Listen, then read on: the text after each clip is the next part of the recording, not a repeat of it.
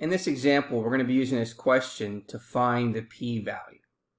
Now, suppose a mutual fund qualifies as having moderate risk if the standard deviation of its monthly rate of return is less than 7%. A mutual fund agency randomly selects 31 months and determines the rate of return for a certain fund. The standard deviation of the rate of return is computed to be 5.12%. Is there sufficient evidence to conclude that the fund has moderate risk at the significance level of 0.05? A normal probability plot indicates that the monthly rates of return are normally distributed. So we can determine from this question that the null hypothesis is that the population standard deviation is equal to 0.07. Our alternative is the claim, which says that the population standard deviation is less than 0.07. We determined from this exercise that the test statistic is equal to 16.05. In order to be able to find the p-value, we're going to do the following.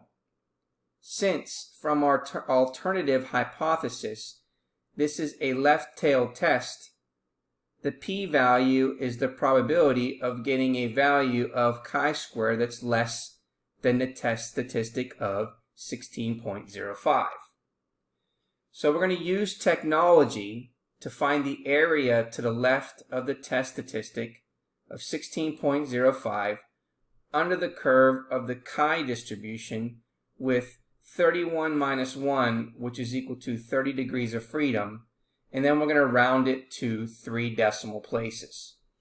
So let's go ahead and I'm going to open up StatCrunch.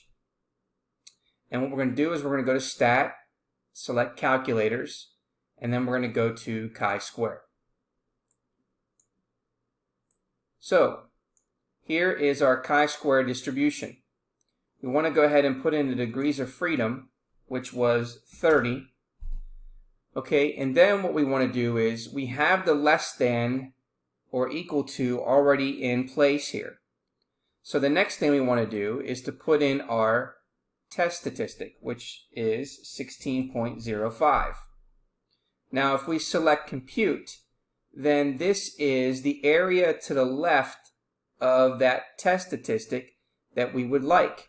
So that area represents 0.01768406, which is the p-value. And since we're rounding it to 3 decimal places, the answer is going to be 0.018. So if we go back to our work, we will see that finding the probability of the chi-square distribution, which is less than 16.05, is equal to 0.018.